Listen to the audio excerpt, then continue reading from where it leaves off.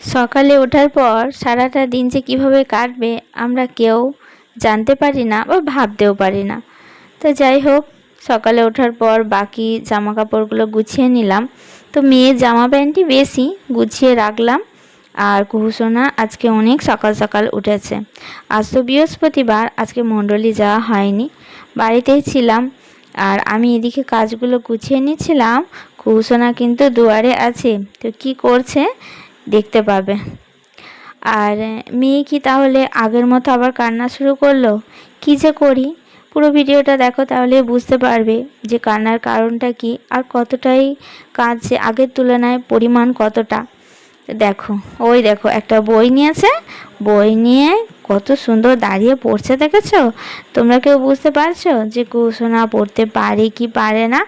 কত মনোযোগ সহকারে বইটা দেখছে। ও এইভাবে কিছু কিছু জিনিস খুব মনোযোগ সহকারে দেখে। পুরো সকালটা তো সংসারের কাজ দিয়ে ভালোই কাটলো, খুব সুন্দর কাটলো। তো আজকে যেহেতু বাড়িতে ছিলাম, রান্নাঘরটা একটু পরিষ্কার করে নিলাম। তো প্রথমে আমার জন্য একটু চা বানালাম আর বাসনগুলো গুছিয়ে নিলাম। আর যেহেতু বেশিরভাগ টাইমটাই বাড়িতে থাকি না, তো তার জন্য পরিষ্কার পরিচ্ছন্নতা একটু কমই করা হয়। তো আজকে ছিলাম, ভাবলাম রান্নাঘরটা একদম ফ্রেশ করে নিই একটু। তো দেয়ালগুলো একটু নোংরা হয়েছে, মার্বেলগুলো, আর গ্যাস যেখানটা আছে সেখানটাও নোংরা হয়েছিল। তো সবই পরিষ্কার করে নিলাম। আর হ্যাঁ, সকালটা যে এত সুন্দর কাটলো, কিন্তু তারপর যে সময়টা এইভাবে কাটবে বুঝতে পারিনি। তো হঠাৎ করেই তো আমাদের জীবনে অনেক কিছুই ঘটে যায়, বিশেষ করে আমার কখন কি ঘটে আমি নিজেই জানি না। আর এখন প্রভু গুরু যিশুর দয়ায় যাই সিচুয়েশান আসুক না কেন, মনকে ভালো রাখতে, মনকে শক্ত করে রাখতে শিখে গেছি। তো মেয়ে দেখেছে কত সুন্দর বসেছিল, এদিকে আমি সব কাজগুলো কিন্তু করে নিচ্ছিলাম। ও ততক্ষণ পর্যন্ত ওইভাবে খেলনা নিয়ে খেলেছে বসে বসে। তো তারপরে শুরু হলো ওই যেটা ওর সমস্যা আর কি, বারবার ফিটস হচ্ছিল আর পড়ে যাচ্ছিল। এটাই একটা বড় সমস্যা, কি ও তো হাঁটাচলা করতে পারে, তো যখন তখন ফিটস আসলে পড়ে যায়, এটাই একটা ভাবনা চিন্তার কারণ থাকে। তো যাই হোক, ঈশ্বর আছেন, উনি সর্বদাই ওই সন্তানকে রক্ষা করবে। আমার সন্তানের ভার তো ওনার ওপর দিয়ে দিয়েছি, যা করবেন উনিই করবেন, রক্ষা করবেন, অবশ্যই রক্ষা করবেন। কারণ অবিরত প্রার্থনা যাচ্ছা করলে উনি সব কিছুই দেবেন। তো অনেকবার তো আজকে ফিরতে হয়েছে, আর ততবারই কিন্তু পড়ে গেছে, আর ততবারই আমি সামনে ছিলাম। মানে আমি যে ছায়ার মতো ঘুরছি তা কিন্তু না, এখন আর ও ছায়া হই না, ও যাচ্ছে যাক, ঈশ্বর আছেন, যা হবে হবে।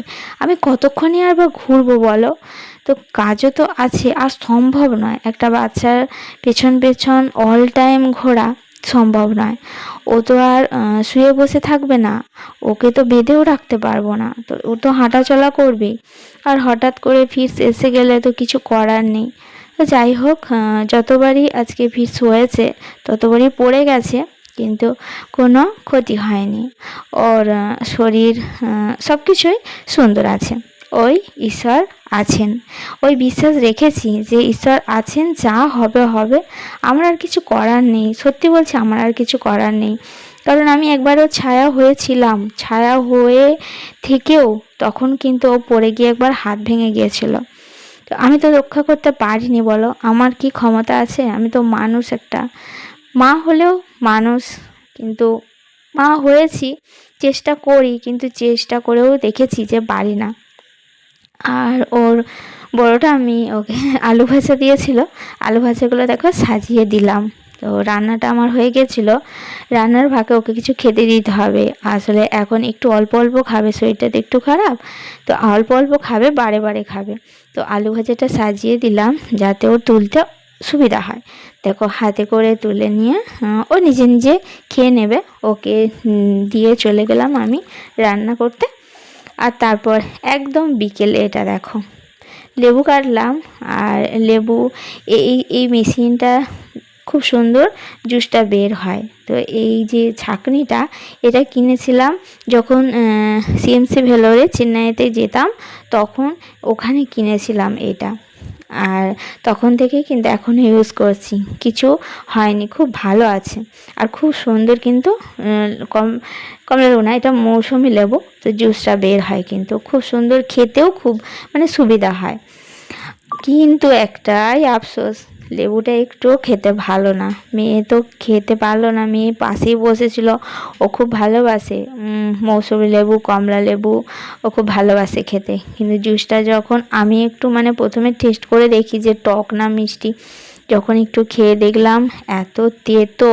তো মা লেবুটা কিনে এনেছিল বাজার থেকে, কিন্তু এরকম কেন হয়ে গেল বুঝতে পারলাম না।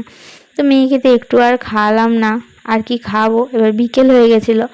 তো ভাবলাম একটু সুজি করি, তো সুজি বানালাম একটু। আর সুজিটা বেশি ভাজা ভাজা করিনি, একটু পাতলা করে করেছিলাম, সাদা পিঠ করে একটু পাতলা করে করেছিলাম।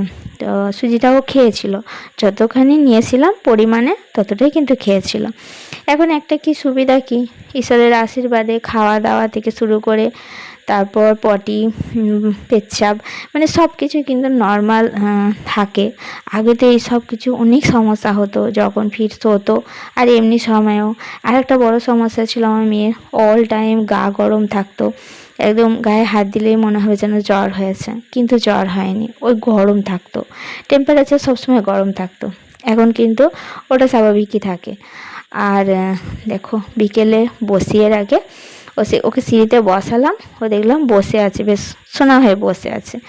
তো তারপর আমি ছাদটাট একটু যা কাজ থাকে বিকেলের করে নিলাম। আর হ্যাঁ, কান্না বলতে হ্যাঁ, একবার কান্না শুরু করেছিল, এখন আর কিন্তু কান্না শুরু করলে আমি ভয় পাই না বা ব্যাকুল হয়ে যাই না। কান্না যখন শুরু করলো তখন মা ওর কাছে দুয়ারে বসেছিল। আমি সত্যি কথা বলতে আমি প্রার্থনা ছাড়া আর কিছুই করি না, এখন ব্যাকুল হই না। সত্যি কথা বলতে প্রভু গুরু যিশুর মণ্ডলে যাওয়ার পর থেকে আমি প্রার্থনায় খুব বিশ্বাস করি। মেয়ে যা কিছু সমস্যা হয় আমি সঙ্গে সঙ্গে প্রার্থনা করতে বসে যাই, আর সত্যিই সঙ্গে সঙ্গে সুন্দরও হয়ে যায়, একদম মানে স্বাভাবিক হয়ে যায়। তো তাই হয়েছিল আজকেও, আর অন্য সময়ও হয়, তো তোমাদের সাথে আগেও শেয়ার করেছি। তো ভালো লাগলে অবশ্যই পাশে থেকো, তোমরা সবাই সুস্থ থেকো, ভালো থেকো। চলো আজকের মতো এখানে শেষ করছি।